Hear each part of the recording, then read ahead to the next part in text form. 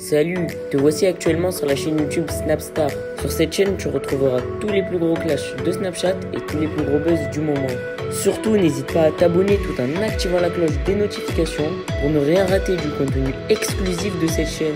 Et oui, sur cette chaîne, tu retrouveras du contenu qui n'est disponible nulle part ailleurs. Sur ce, je te laisse avec la vidéo. Bon visionnage. Comme vous avez pu le constater en regardant la miniature et le titre de cette vidéo, aujourd'hui nous allons essentiellement parler de Marc Blatta, du Loup de la Street, de Booba et de Magali Berda. Vous devez certainement tous les connaître, Marc Blatta et le Loup de la Street ce sont deux blogueurs, Booba c'est un rappeur et Magali c'est une femme d'affaires. Comme vous le savez, depuis quelques semaines, Booba mène un combat contre Magali Berda et Marc Blatta. Dans cette vidéo, Booba et le Loup de la Street sont très en colère et ils ont violemment clashé Magali et Marc Blatta. En effet, les deux amis de toujours n'ont pas du tout mâché leurs mots et ils ont une nouvelle fois dénoncé toute leur arnaque. Je vous laisse sans plus tarder avec tout leur clash et n'oubliez pas que vous pouvez donner votre avis dans l'espace commentaire. Bonjour tout le monde, petite vidéo comme ça, petite pensée. Je pensais juste à Magali Berda, elle a quand même escroqué un vieux de 96 ans avec Alzheimer. Elle lui a extorqué plus de 200 000 €. Elle a été jugée coupable. Donc c'est pas Booba qui invente, c'est le tribunal qui a décidé. Elle a réussi à continuer à faire ses escroqueries, dropshipping, arnaque CPF. Elle a interviewé le président de la République, tous les candidats à la présidence. Est-ce que vous vous rendez compte quand même? Ah, si on n'était pas là. Mais c'est pas fini, on lâche rien. Il reste les Nadé Blatta, Marc Blatta, Dylan Thierry et autres enculeurs de femmes sous l'on lâche rien. Ciao la night. Salam la mif. Bien ou quoi la famille? Tranquillou, j'espère que vous allez bien. On est arrivé dans un monde où un père de famille rentre chez lui, voit sa femme en pleurs, lui disant qu'un inconnu s'est introduit dans leur domicile pour violer leur petite fille de 6 ans. Le père de famille lance des recherches, retrouve cet agresseur, le frappe et on nous dit que le comportement du papa est intolérable. Ouais, ok, ouais. Et dans cette histoire-là, moi, ce qui me chagrine, c'est que on parle du papa qui a roué de coups l'agresseur, on parle de la battue, on parle de tout, mais on parle pas de la petite fille qui va être traumatisée à vie. Parce que l'agresseur soit roué de coups, qu'il aille en prison, que le papa soit mis en garde à vue parce qu'il a roué de coups l'agresseur, ça a un prix. Mais une petite fille de 6 ans dont la vie est gâchée et qui va être traumatisée à vie, par contre ça n'a pas de prix, ça on n'en parle pas. On met pas assez l'accent dessus. Donc je sais vraiment pas ce qui se passe en fait. C'est quoi? Quelqu'un il rentre chez toi, il viole ta fille de 6 ans, faut faire quoi en fait? Dites-nous ce qu'il faut faire, donnez-nous un mode d'emploi de comment réagir dans cette situation-là. J'ai l'impression que bientôt il y aura des pubs qui vont passer à la télé, tu sais. Si votre enfant se fait violer et que vous surprenez l'agresseur en flagrant délit, n'agissez pas. Prenez votre smartphone, assurez-vous d'avoir 20% de batterie pour que la communication avec les forces de l'ordre et les secours ne soit pas coupée. Laissez-le finir et appelez la police. Faites-nous des clips comme ça directement, c'est mieux. Si le comportement du père de famille n'est pas légitime, dites-nous ce qu'il faut faire.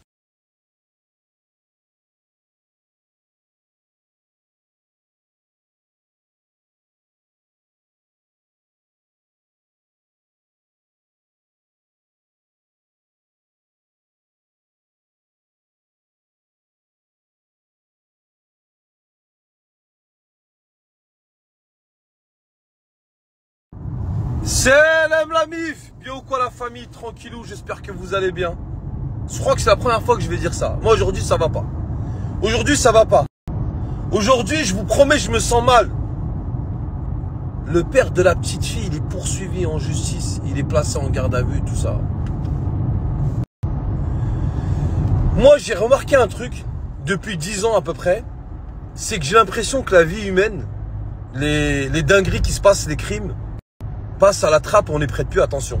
Je sais pas si vous avez remarqué, mais il y a 10 ans de ça, quand il y avait un meurtre, un crime, une femme qui se faisait tuer ou un enfant qui se faisait violer, c'était un deuil national. il y avait les journalistes sur place, on faisait des directs toute la journée, la police se déplaçait, les gendarmes, les forces de l'ordre, ils faisaient des battues, ils passaient un portrait robot à la télé de la personne qui avait commis ce crime horrible. C'était un pédophile, un violeur, un tueur d'enfants ou un assassin qui avait tué une femme. On cherchait cette personne-là, on montrait. Et oui, il y a 10 ans de ça, quand il y avait une horreur comme ça, on était investis. C'est-à-dire que les journalistes allaient sur place, ils faisaient des directs pendant des fois 2 jours pour informer la population du déroulement, comment ça se passait. Les forces de l'ordre faisaient une battue, montraient un portrait robot, l'individu il est habillé comme ça, comme ça, comme ça. Maintenant, j'ai l'impression que tout le monde s'en bat les couilles. Tu peux te faire violer, tuer, bah c'est un crime parmi tant d'autres. Passe un petit flash. Alors le père de famille, sa fille de 6 ans, elle s'est fait violer. Puis il a porté plainte, il est revenu, bah il a vu que rien ne bougeait, bah c'est tout à fait normal qu'il aille chercher l'agresseur de sa fille. Vous voulez qu'il fasse quoi? Si, peut-être que si la police ou les gendarmes seraient venus se déplacer, ou il y aurait une conférence de presse ou quelque chose comme ça apaise, ça atténue moralement, mentalement un père de famille. Il se dit ouais, il m'est arrivé une dinguerie, mais quand même, l'État est avec moi. Ils sont là, ils mettent tous les moyens mis en œuvre pour pouvoir chercher. Mais quand vous n'avez pas de réponse, quand vous n'avez pas de réponse, qu'un individu rentre chez vous, il viole votre fille de 6 ans, mais bien sûr vous prenez vos amis, vous essayez de chercher qui a fait ça. Mais c'est tout à fait normal. Grosse force à ce père de famille. Grosse force à lui. Courage, Roya. T'es un bonhomme, frérot. Et c'est vrai, l'ami, ce que je vous dis, hein, quand vous arrive une horreur comme ça chez vous, dans votre famille, ou vos proches, ou quoi, que c'est vous qui êtes touché par ce drame, quand vous avez l'État, quand vous avez les journalistes qui se déplacent, qui font vous voyez que tous les moyens sont mis en œuvre pour retrouver l'auteur de cette horreur. Psychologiquement, mentalement, vous êtes un père de famille, il vous est arrivé ça. Ça vous empêche de ne pas vriller à un moment donné. On va pas se mentir. Vous voyez que les gens sont avec vous, qui vous soutiennent, qui partagent votre chagrin. Ça vous aide. Mais quand vous allez déposer plainte, vous revenez chez vous, vous voyez qu'il n'y a rien. Mais bien sûr que vous allez chercher qui a fait ça à votre fille. Mais c'est tout à fait normal. Et la famille, quand je vous dis qu'avant, je vous promets, il y avait des directs, il y avait plein de choses. Je vous promets que c'est vrai. Hein. Maintenant, j'ai l'impression qu'on vit dans un monde où on s'est habitué à l'horreur. Où l'horreur est devenue chose banale. Mais non. Et la MIF, encore une fois, là, le père de famille, il est en garde à vue avec ses 3 amis qui ont tapé la personne qui a violé l'enfant de 6 ans, l'enfant de leur ami. Franchement, je veux bien que la violence, ça résout rien, il n'y a pas de souci. Bon, ça aurait été, il lui aurait cassé le carreau de sa voiture, il lui aurait volé son poste, on lui aurait arraché son téléphone, on lui aurait volé un bien. Allez, je veux bien, rien ne justifie de la violence. Mais quand on rentre chez vous, qu'on viole votre fille de 6 ans, je pense quand même qu'il y a des circonstances atténuantes. Merde, quand même. Et encore une fois, je pense que 90% des gens voient un policier, un gendarme courir dans la rue après un homme, même si on n'est pas des justiciers et qu'on se mêle pas de ce qui nous regarde pas. Mais si on entend un policier ou un gendarme dire « Arrêtez-le, il a violé une fille de 6 ans », on va tous aller casser la gueule à ce mec-là avec la police. Vous pouvez me dire ce que vous voulez. Celui qui dit non, c'est un menteur. Célèbre la bif! Bien ou quoi la famille? Tranquillou, j'espère que vous allez bien, que vous avez bien dormi. Olaf, t'as vu?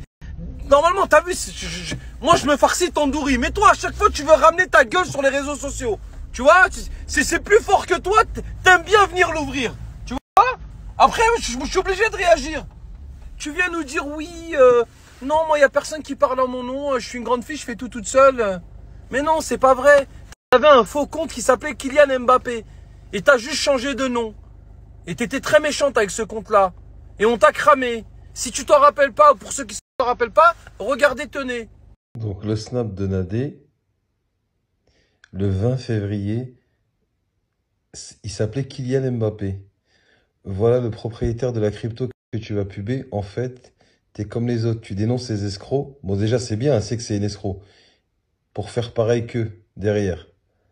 Et là, quand vous allez sur la story, c'est la ponceuse. Donc c'est bien Nadé. C'est bien son snap. Sauf que moi, je l'avais bloqué et elle s'appelait Kylian Mbappé. Et elle m'a envoyé le 20 février. Voilà le propriétaire. Ah, je vais mourir. Putain, Olaf. Quelle erreur de débutante que Merci t'as à fait. toi d'avoir visionné cette vidéo et surtout n'hésite pas à liker la vidéo et à nous donner ton avis dans l'espace commentaire. Sur ce, on se retrouve dans une prochaine vidéo. Peace.